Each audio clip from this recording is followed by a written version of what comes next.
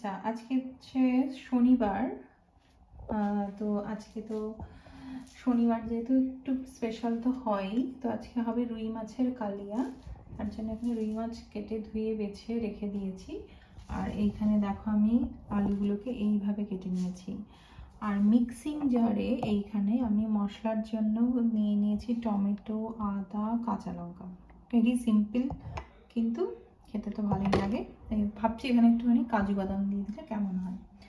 আর আজকের আকাশটা দেখিয়ে দিই, দেখো কি সুন্দর সুন্দর ওয়েদার আজকে।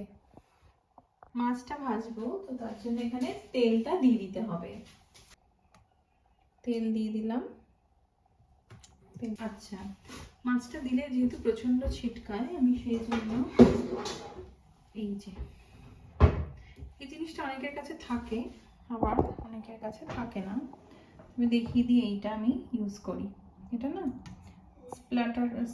এটা হতে দেয় না, মানে তেলটা ছিটবে কিন্তু খুব একটা ছিটবে না, চারদিকে ছিটবে কিন্তু আছে না যে পুরো রান্নাঘর হয়ে যাচ্ছে, সেটা হয় না এটাতে। এইটা আমি এটা খুব ভালো, এটা আমি ইউজ করি। পাবদা মাছ ভীষণ ছেটে, পাবদা মাছের জন্য তো দারুণ এটা। অথচ এদিকে কিন্তু ঢাকাও পুরো হলো না, জলটাও পড়বে না, মানে বাষ্পটাও বেরিয়ে যাওয়ার জন্য। এটা একটা ঝাঁঝরি মতন, দেখো এটা খুব সুন্দর। হ্যাঁ, ধুতেও অসুবিধা নেই, ডিশ ওয়াশারে দিয়ে দাও, একদম সুন্দর ধুয়ে বেরিয়ে আসে। চলো এবার মাছগুলো আস্তে আস্তে ভাজতে পারি।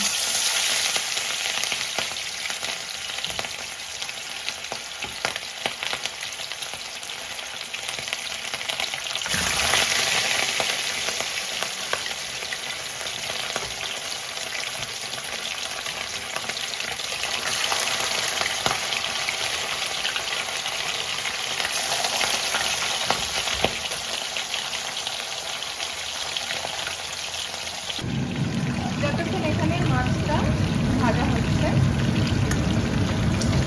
এখানে আমি ভাতটা বসিয়ে দিচ্ছি, কারণ আজকে ফ্রাইড রাইসের প্ল্যান আছে। এখানে মশলাটা বাটা হয়ে গেছে, এর মধ্যে আমি কাজু বাদামও কিন্তু দিয়েছিলাম। এর মধ্যে আমি এবার পুরো মশলাটা দিয়ে দিচ্ছি। জিরা পাউডার, হলুদ গুঁড়ো, কাশ্মীরি রেড চিলি পাউডার। মাছটা ভাজা হয়ে গেছে। এরপর এদিকে দেখো ভাতটাও কিন্তু প্রায় হয়েই এসছে, আরেকটু হবে। আচ্ছা, এখানে এবার একই তেলে আমি আলুটাও ভেজে নেব।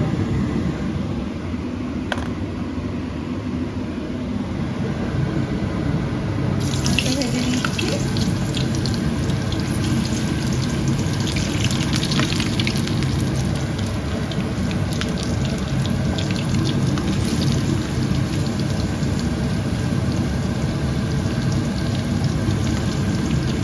আলুটা ভাজার সময় একটু হলুদ দিলাম, নুন দিয়ে দিচ্ছি।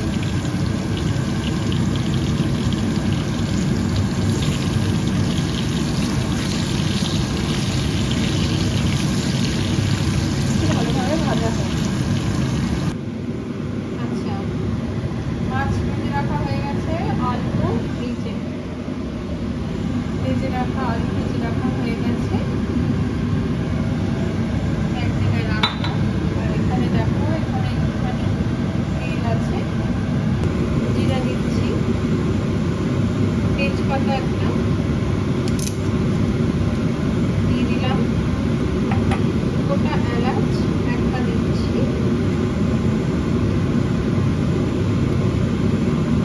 একটা ছোট্ট দেখে দারচিনি, মশলা যেটা করে রেখেছিলাম সেটা দিয়ে দিলাম। সুন্দরভাবে এবার কষিয়ে নেব।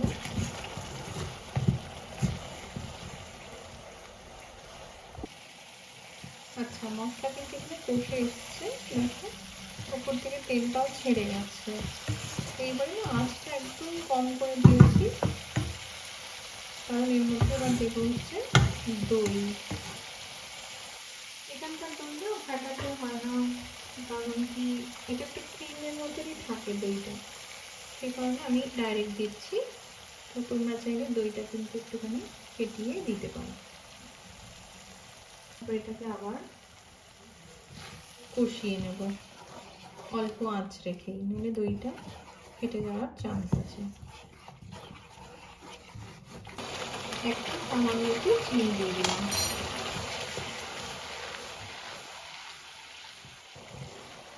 দেখো উপর থেকে তেলটা কিন্তু এবার ভেসে এসছে।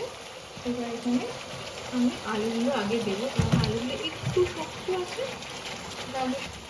আমি মশলার জারটা ধুয়ে রেখেছি, সেই জলটা আমি দিলাম। একটুখানি জলটা দিই, আমরা সবাই এটা করে থাকি। আমার মনে হয় এইটাতে না বেশি স্বাদ হয়। আর দেবো। আচ্ছা, এবার আলুটা সেদ্ধ হয়ে গেছে। এবার মাছগুলো এর মধ্যে দিয়ে দেবো। মাছগুলো এর মধ্যে দিয়ে দিচ্ছি, দিয়ে একটু ফুটবে।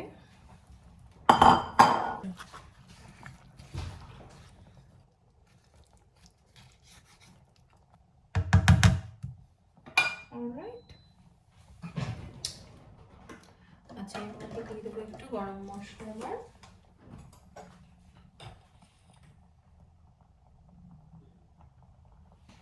ঘি দিয়ে দিলাম। একটু এটা হলেই হয়ে যাবে। যেহেতু এর সাথে আমাদের বেগুনিও হবে, তো আমি এখানে বেগুনির ব্যাটারটা রেডি করে নিই। ব্যাটারের জন্য আমি দিচ্ছি হচ্ছে বেসন, চালের গুঁড়ো, কালো জিরা, একটু পোস্ত দিই, হলুদ গুঁড়ো, লঙ্কা গুঁড়ো, অল্প একটু জোয়ান, আর নুন তো আছেই।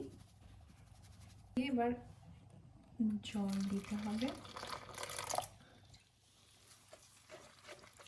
অল্প অল্প করে জল দিলে দেখেছি গোলাটা ভালো হয়। একবারে জল দিয়ে দিলে সামলানো যায় না, আর ওই বাবলসগুলো রয়ে যায়। খুব ভালো হয় যদি একটু চেলে দেওয়া হয় বেসনটা, চালটা, এগুলো, তাহলে এই গুট্টিগুলো হয়ে যায়। আচ্ছা, এই যে এটা ব্যাটারটা করা হয়ে গেছে। ভাজার আগে আমি কিন্তু এখানে একটু খাবার সোডা দেবো, মানে বেকিং সোডা। একটু দেখি মাছের কি অবস্থা। বাহ, মাছ সুন্দর হয়ে গেছে।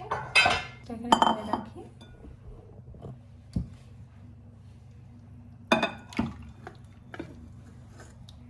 মাছ রেডি। এবার আমি ফ্রাইড রাইসটা করবো।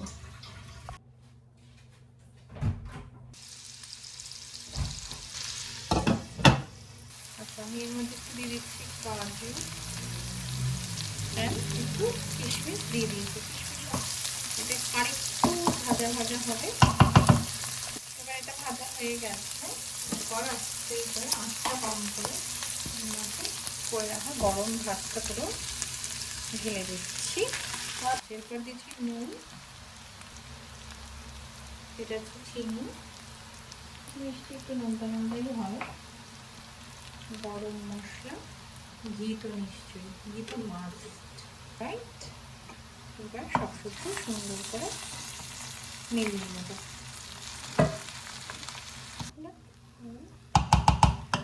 All done. এই যে এইবার ভাজবো হচ্ছে বেগুনি। বেগুনগুলো এরকম গোল গোল করে কেটে নিয়েছি, বসিয়ে দেওয়া হয়েছে। Batter ready. আচ্ছা, বিফোর উই স্টার্ট একটু বেকিং সোডা দিয়ে দিলাম। আচ্ছা, স্মুথ হয়ে গেছে। এটা হয়ে যাবে। সঙ্গে সঙ্গে ভাজলে না বেসনগুলো এরকম স্মুথ হয় না। ব্যাটারে ডুবিয়ে নিয়েছি। করে এবার মধ্যে ছেড়ে দেবো।